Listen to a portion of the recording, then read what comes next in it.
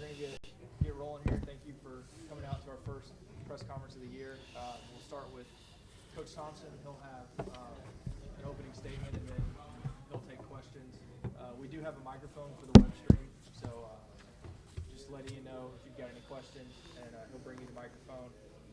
When Coach is done, we'll have Joe Crochet and then Jordan Black at the podium.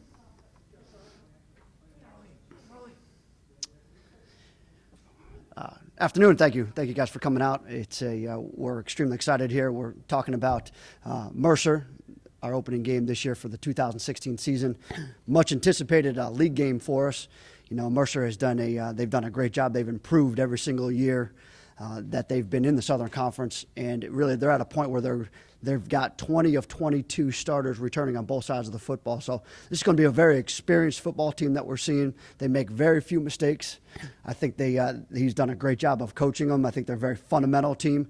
They're a team that's similar to us in the fact that they like to run the football. They do a good job of running the football. They do a good job of stopping the run, and that's the same premise that we have on our team as well. So it'll be a very challenging football game for us. And what I've been telling our players all along is that the team that makes the least amount of mistakes, penalty-wise and turnover-wise, I think will have a chance to win this football game. If you look at them, they turn it over very rarely. I think they were the best in the conference last year at the least penalties per game.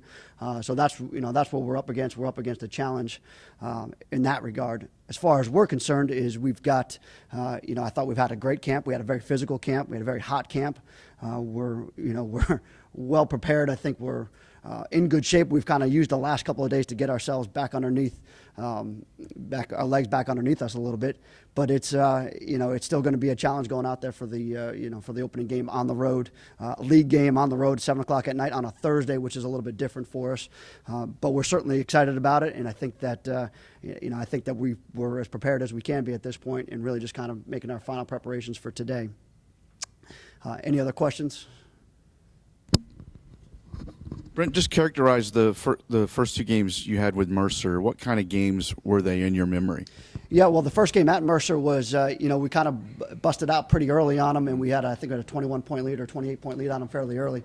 And we kind of sat on that lead in the second half, and eventually I thought they made some very good adjustments in the second half, both on offense and on defense. Kind of shut us down a little bit, put us into a little bit of poor field position. We did turn the ball over at least once that I can remember in the 2014 game. That definitely hurt us, and we did have a couple of penalties in that game. So that theme is coming back, again and again. Out here, I thought they jumped out to like a 10-0 lead on us, and we kind of battled back to the point where we had to win the thing in the fourth quarter. What they did do is they sustained drives on us last year, and I think they won the time of possession on us, which is very difficult to do. They won the turnover battle on us. They won the penalty battle on us. So those are all the things that they do extremely well. If we can stay out of those things, we'll have a chance to win the football game. I'm curious how this last week of preparation has been different for you now as a head coach, and not only that, but with Jordan as your quarterback going into this year. Has it been any different from years past? I try not to make it too different, although I've got to have a different role in that, and that is I've got to judge where we are both offensively and defensively. Now, the good thing is what I'm looking at a very veteran defense. We don't have a freshman in the two deep, which is good for us, and the defensive staff has done a good job of preparing those guys. We've got great leadership over there. Now, on the offensive side, we've had to put Jordan underneath a little bit of pressure. We've had to make him make some checks. We've had to put him into live situations. So he's gotten a lot of the reps. He's gotten a lot of the looks, but he's done a great job of it. So the preparation-wise it's probably more along the lines that we had to do with Dominique last year, being that he was a first-time starter, and that we had to put him in a lot of tough situations. But like I've been telling our kids, we still got good football players around them. We've got good football players on the offensive side. We're just going to find a way to get it into their hands. Are you more nervous now than you were as an offensive coordinator at this point? 2 or 3 days out from the game? Yeah, well, absolutely. Well, being the offensive coordinator, I was nervous when I first started out, just like anything else. But really, when it came down to it, towards the last 2 or 3 years, it was, I've been here before. I kind of understood how this goes and works. And but it'll probably be the same. I'll have the same progression probably here as the head coach, and that is, once I get my feet back underneath me and get my feet wet a little bit, I think we'll be fine. But once they kick that thing off, all that probably goes by the wayside, and we just focus on the game. I think, correct me if I'm wrong, this is the first year Mercer's had a senior class. I believe so. I believe this is their fourth on or fifth paper? year. Is this should be the best Mercer team you've seen? Oh, Is that- absolutely. And they are they are, like I said, they are, 20 of 22 on both sides of the ball. So they're very well experienced, and Russ does a good job of taking care of the ball. They've got experienced backs back there. They've got a good wide receiver back there. On the defensive side, they do a good job at linebacker, I think, of reading their keys, and their defensive line plays pretty tough and stout in there. And that's what you'd expect out of Coach Lamb and his team, but also out of a team that does like to run the football as we do. Coach, you like opening with a conference game week 1? It's a good question. I'll tell you after probably after the game. But I said at least we'll know where we are, and it made camp a little bit that more interesting that we had to be prepared. We had to treat every single day like it was game day. We had to treat every single week like it was game week, and that's what made the difference for the most part in camp is that we're not going to go out there and face a non-league opponent where it may not matter and we may have a chance to, just kind of feel our way through the game. We've got to be on our game for these next 2 weeks in order to have a chance to win. He asked you about being nervous. What about Jordan as a starting quarterback? Has he shown any signs of nerves? I mean, taking over that in the season opener? I thought he did at the beginning of camp, but towards the end of camp, by the time, he's probably taken close to 1,000 reps at this point. So I think he's settled down in that role. He's seen it in that role. And then, we'll probably have to, get him through for the first couple of reps. But, just like me being the first-time head coach there, is once that ball's kicked and he gets the first couple of snaps underneath him, he'll be just fine. It'll just take over for him. Brent, it came out yesterday that the Citadels agreed to play Charleston Southern 4 times starting in 2018. What are your thoughts on renewing that rivalry? I think it's great. It's not only great for the two schools, but it's great for FCS football. It's great for the Charleston and the Charleston community. You got 2 excellent teams here. They do a great job up there. And really, if you look at it, and it's been in the works for the last couple of weeks and maybe even months that we've been talking about trying to renew that on our schedule there. And I was happy to be able to see that we got them back on the schedule there because it's, when you have to travel, long distances when you can just play a team that's, 15 miles up the road, that makes a lot of sense. It makes a lot of sense for our fans. It makes a lot of sense for their fans. It makes a lot of sense for our players and their players as well. And, we're looking forward to it, and it was just a shame that we couldn't get something scheduled a little bit earlier, but sometimes that's the way the scheduling process goes, Tell us about Drew McIntyre. He's a true freshman who looks like he'll be starting in his first college game. Has he earned his way, or is that an injury situation, or how would you describe? No, and I think he's definitely earned his way because it was first due to an injury situation where we're just starting a different 5 for about almost 14 days during camp, and by the time that we had to make a decision, we thought it was going to be our best decision to have that 5 that have been working together for so long. He has done a great job, and we kind of knew coming in he was well prepared in high school. In fact, his high school coach is Bobby Lamb's brother. So that's a little bit of an interesting dynamic there. But he's a terrific young man. He's worked his butt off, and I think he's done a good job of preparing himself to be in that role.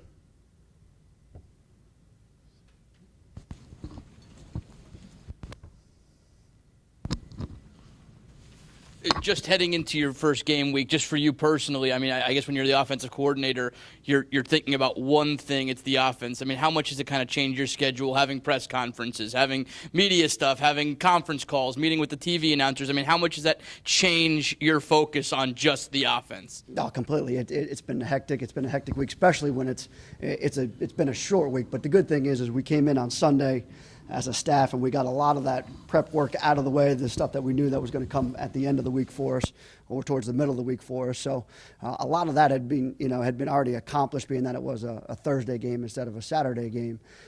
But I'm looking forward to getting back to a normal week next week probably. Coach, how much rest do you think you're going to get between now and Thursday? Well, if last night was any indication, probably very little. As far as Jordan goes, I mean, in the triple option, you can't really dumb it down, or anything like that for a new QB. Does that worry you a little bit that you can't dumb it down at all, or are you pretty confident that you can go out there and run the same playbook with him that you would with Dominique or any other quarterback? Yeah, we've treated it the same way. We've treated it like, if we have full intentions of winning this football game, then we need to have about every single play and approach it, as if we would any other football game with any other quarterback in there, with a more experienced quarterback in there. The thing about Jordan, he is a freshman, but he's a redshirt freshman. So he took reps last year with us. He took reps in the spring with us, and he, like I said, he took about 1,000 reps in camp with us. So I'm not concerned with him. He's a dynamic athlete. I think he's a tremendous athlete. He's a very smart young man. I'm not overly concerned about that. The biggest concern for me is just, hey, if we take care of the football, we've got Tyler back there, and we've got Reggie back there, and we've got Cam back there. I think if we take care of the football, we'll be fine. Coach, you mentioned it right there, having all those guys coming back in your backfield, especially Tyler. What does that mean to have all those guys that have so much experience back there? Those guys they'll settle him down. They'll make sure that he's got the right frame of mind. They'll make sure that everybody's going in the right direction. For the most part, that offensive line, except for Drew, has been starting quite a few games for us, and even Tyler at the center spot has played quite a bit for us last year. So not concerned about that at all. Even the wide receivers, they've got plenty of experience. So if you're looking at it, we're starting 2 freshmen. One's a redshirt freshman, and one's been with us for a little while. And I've got a lot of confidence in the guard, Drew McIntyre. So, I'm not overly concerned about it too, but, going into your first game, we'll just see how we're going to react. How healthy is the team right now? And do you have any update on Dominique going into week 1? Dominique's been taking snaps. We haven't gotten him any live work yet, but he has been taking snaps, and he has been doing some work. Yesterday was probably his first full day of doing something for us, whether it was just handing the ball off or getting the snap. And we'll progress from there, and we'll see how the rest of this week goes. But for the most part, we're almost at 100% right now. We've got a couple of guys that still have some lingering or some nagging injuries, but other than that, I think we're about as good as we can be for this time of the year. Are there any other true freshmen besides Drew that you expect to play? The only other spot would be maybe in a backup role at fullback. We're still, we've got a couple of options there at the B-back spot. But Gabe Walker's been repping with the 2s there a little bit. We've had a couple of guys repping with the 2s there a little bit. So he has a chance to play there, but, I fully expect Tyler to take the majority of those reps. Anything else for Coach? All right. Thank you, guys.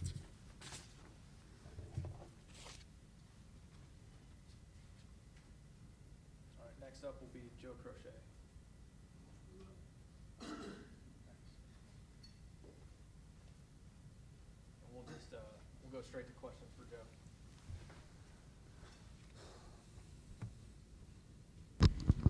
Joe, how do you feel about the defense heading into the season opener? You guys ready? I think so. I think we're as prepared as you can be.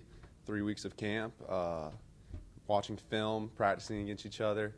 We're as prepared mentally and physically as we can be. So, 2 big places you have to replace guys is Mitchell Jeter and James Riley. How are each of those positions looking in your eyes? they're looking good.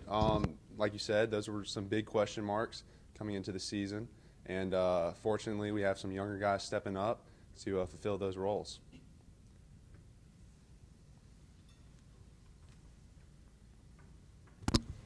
Joe, how's camp been different at all under Coach Thompson? It really hasn't. Not much has changed. The schemes are the same. Practices are still the same. I guess the biggest difference is this is my 5th camp, so I'm pretty used to the camp schedule and the rigors as far as meetings and the schedule. So. Just opening up against Mercer, obviously, it's a big game. It's a conference game. It's on the road. It's Thursday night. It's on TV. You kind of add that all up. It's a pretty big one. Do you guys did it juice you a little bit more during camp rather than playing a Shawan or somebody like that you've played in the past on game 1? Definitely. Last year we played Davison as an opener, and this year it's we're getting right into it. Our goal as a team is to win the conference championship this year. And our first game is against a conference team that's really good, and veteran team. We're turning 10 starters back on offense. So right there, it's going to be a good game and a physical game, and we're ready.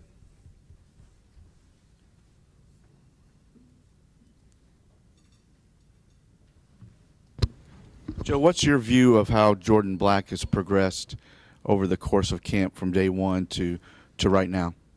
Oh, it's night and day. I have full faith in Jordan Black. I have full faith in Lou Conti, our offensive coordinator, and I think he's going to do well. Our teams, we're all behind him 100%, and we're just excited to see how he's going to perform Thursday. Anything else for Joe? Thank you. Thank you. Now we'll bring up Jordan Black.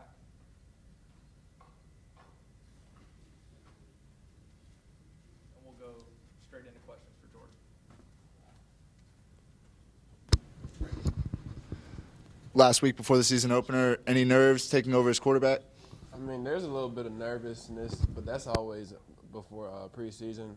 We're just focusing on getting ready for this game and getting the game plan through. So coaches put me through this process, and I feel pretty comfortable now, especially with the leadership from the older guys. Jordan, how do you feel you are from day one to now?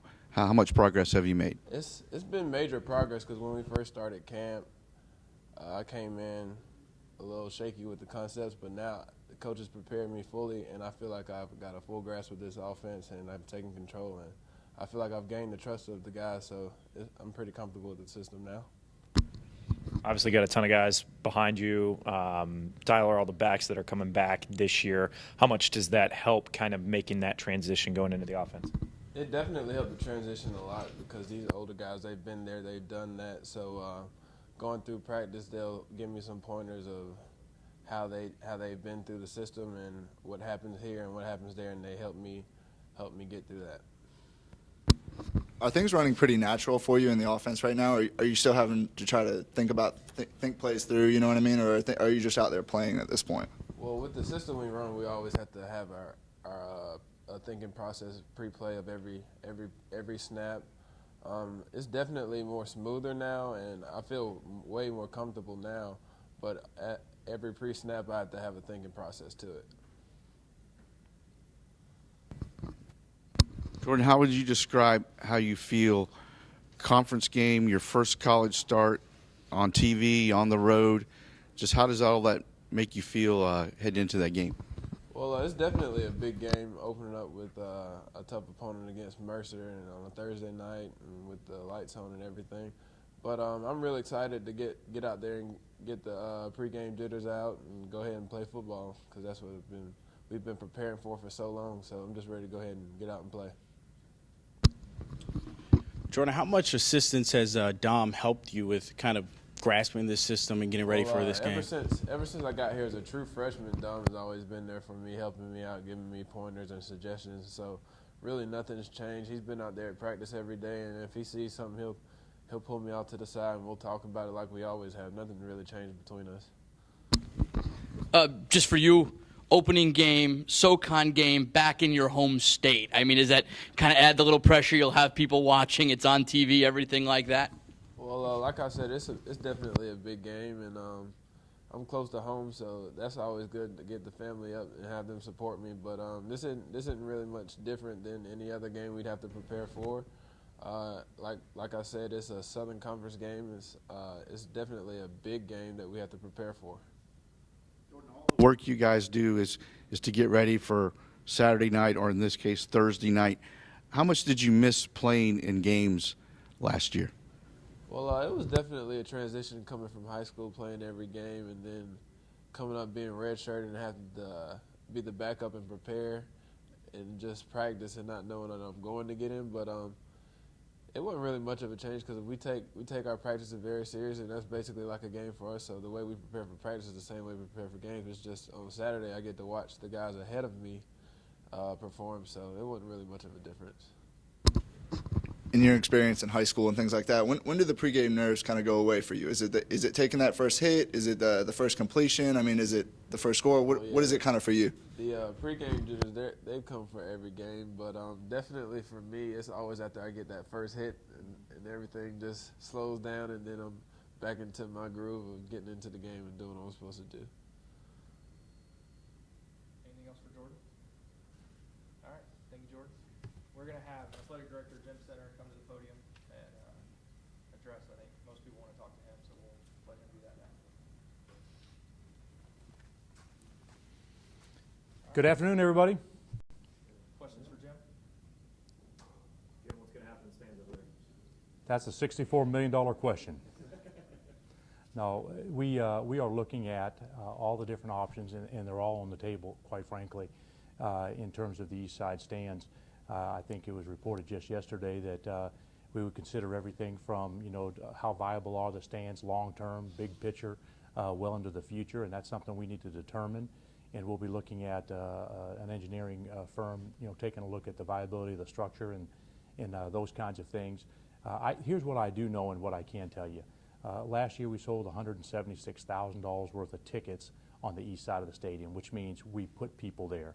It's a valuable part of our footprint, and we need to continue to find a way to accommodate our fans and our patrons and the visiting fans who come and enjoy Johnson Haygood Stadium. So that's really important. At the same time, here's what I also know. It was built, I believe, in 1947, and so it's a little bit old, right, and a tiny bit dated, and is in serious need of some upgrades. And I'm not just talking about putting lipstick on a pig like a paint job.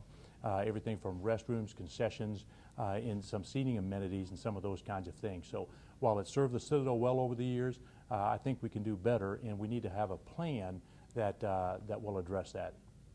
Do you have a plan for the Furman game? We are working through that. So we will see. I just got off the radio with Mike Legg just a couple minutes ago, and he said, "So can you tell me there will not be fans seated over there for Furman?" I said, "No, I cannot tell you that." And I said, at the same time, I can't tell you that there will be, all right? And so we're working all the options and all the strategies. We just recently, as early as this week, got back some bids from some contractors on doing the type of work that would need to be done on the east side stands. And obviously, it's a big footprint. It would take a lot of bodies and a lot of people to get it done between now and Furman. And I don't know if we can rally that group of people in that short a period of time. But we're working a plan that will allow us to try to address the top side first and then work on the underneath side and that type of thing. So I think we've got some thoughts that are doable. The mobilization of the folks who would do it is part of the issue. Obviously, as you all know, it's a very, very competitive environment in the construction industry here in the Low Country. I think there was just a big article in the newspaper here just recently about that, talking about how hard it is to get help. And the construction industry is just booming and going crazy. So that has a bearing and an effect on how quickly we could do something in the stadium. It's been a looming issue right over there for the last few years. How did it sort of sneak up where it's going to affect this season? How did that sort of unfold? Yeah, no, I think that's a fair question. And obviously, when you sit over here and you look at it, it looks like gray paint, and it looks like it's getting old and needs a paint job. And frankly, we just hadn't, and I'll take the responsibility for that, we just hadn't been monitoring it as closely as we needed to. And I think really in a very, very short period of time, from the time that we had looked at it last year, that it had really gotten a lot worse in terms of the scaling and flaking of the paint and the rusting and those kinds of things. So really about 2 months ago, we had decided, hey, let's do something. My colleague over here to my left, Derek Satterfield, came up with this idea of doing a sweat equity seminar, and we rolled that out. We were going to have our volunteers help us. And that's when our campus and their due diligence said, hey, let's make sure we've tested and make sure that everybody's safe if we're going to do some type of volunteer project like that. And we determined that we had some issues there that we need to be dealt with in a more professional manner than just a group of volunteers rolling up our sleeves and putting some sweat equity into our facility. If it's determined that you have to knock it down, might you have to go through this whole season with nobody sitting over there? Is that possible? You're asking me a question I can't answer for you today because I don't know that we've determined that we need to knock it down. It runs the gamut from we may want to knock it down to we may not want to. The question is, will we need to? And so it's a little bit like having an old car. At some point in time when you're driving around your old car that has 150, then 175,000 miles, and you start putting more and more money into that car to maintain it, at some point you say, well, why do we keep doing this? Why don't we just buy ourselves a new car, right? Well, but we're not talking about a new car. We're talking about a 7, more than likely 8-figure replacement of 10,000 seats, permanent seats, right? So it's a big price tag. And so you don't make those decisions lightly, and obviously the decision that would be made affects our entire campus. So great question. Just the aesthetics of it, have you thought about it just on a game day on TV and everything else like that? Keeping it up just for the aesthetics of not having a thing of rubble on TV until the end of the season and worrying about it then? Or is this something you want to, if you're going to bulldoze it, let's bulldoze it now and get it done with and get started with the building? Yeah. Scott, that's a great question. Obviously, we're always concerned about what it looks like. And the biggest thing that would take away what that looks like over there is to put a seat in every single, or put a body in every single one of those seats, right? With a smiling face, eating popcorn, eating hot dogs, and cheering on the Bulldogs. But If we can't do that, then the next thing is how can we make it look as presentable as we possibly can. I think we're headed down the path right now to do what we can do to start using it as quickly as we possibly can, and that's our goal. And then that comes down to the contractors and the price and how quickly can we move forward and do it. But certainly, at the end of the day, it needs some attention. Do you have a timetable about when you're going to kind of pull the trigger as far as what you want to do? Well, first of all, it's just not myself making that decision. It's a collaborative event with the campus leadership to include General Rosa in keeping the leadership, as an example, like the Board of Visitors, informed about next steps. And it's a little bit like everything in life. You can have one desire, but can you afford it is really what it comes down to. And so we have a budget and we have some funds allocated, but we have to be able to stay within our budget and be able to afford it. Now, if a donor would roll up here and say, gosh, here's $1 million, here's $5 million, it gives you a lot more options very, very quickly, right? We haven't had that happen yet, but that doesn't mean that somebody couldn't. I mean, heck, Channel 4 could put their name across the whole thing over there, and that could be, you know, their side of the stadium. How's that sound, Scott? I'd rather them pay me than put money in. Can you also just talk real quick about renewing the rivalry with CSU? That's obviously a big talking point for a lot of people. You bet, you bet. Well, we're really excited about it. Obviously, for those of you who didn't have a chance to watch CSU play North Dakota State on TV the other night, what a phenomenal football game. My hat's off to you know, Jamie and his team, and obviously Hank Small as the athletic director there. They did an amazing job, and they represented South Carolina in the Low Country very, very well. Obviously, they're Big South Conference. I think it's a no-brainer for us to play them. There's really no expense in terms of having to travel, and it's an easy game. You can get home after the game for either team, and those kinds of things. So it makes a lot of sense. They're a marquee team in their league. I like to believe that we're a marquee team in our league. And it makes great sense in the Low Country. So some people, we've been working on this for a while. The challenge is each one of us have to look at our respective schedules. Each one of us have to do what's best for our respective, you know, institution and program. And I've been working diligently on trying to get we call in our industry the money games, or FBS games, solidified in the year 2018, 2019, 2020. And you need the flexibility of those dates when you're looking at those teams, right? Because if you just fill out your schedule and you call an FBS team and say, hey, Jeff, I got this date and this is the only one I have, and he says, well, that doesn't work, too bad, so sad, that ain't gonna work, right? So you have to wait to fill out your schedule with FCS or maybe Division II or other games until you get those done. So that's what we've been working on. But Hank and I have continued to talk. I know that Dr. Hunter and General Rosa have seen each other on occasion and said, hey, we still playing? They're like, yeah, we're going to get together. Our ADs are going to get together, and we're working a lot of that stuff behind the scenes. And so we don't have a signed contract yet, but Hank and I have agreed in terms to what we're doing and how we're going to go about doing it. And we'll play all 4 games here at Johnson Haygood Stadium. The Citadel will be the home team. I can tell you every other year we will have Big South officials. I think that's a fair thing to do. We will monetize them for coming down here by giving them 3,000 seats to sell in the stadium. And so that's very, very common in our industry. We played South Carolina last year, and I believe they gave us 2,000 tickets to sell. And the bottom line is we either sell those 2,000 seats and monetize it toward our guarantee, or we don't sell them and we don't get a guarantee, right? So that's very, very common. So when you think about it, it makes a lot of sense. We played here last year, I believe it was 11,998.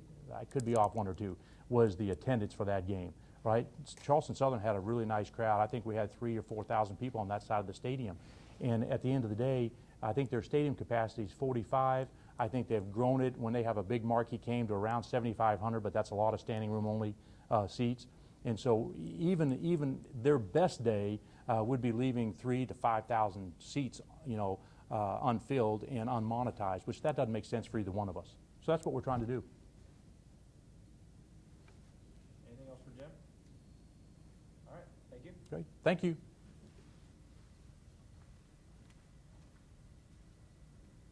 Now we're done. I don't have any more surprise guests.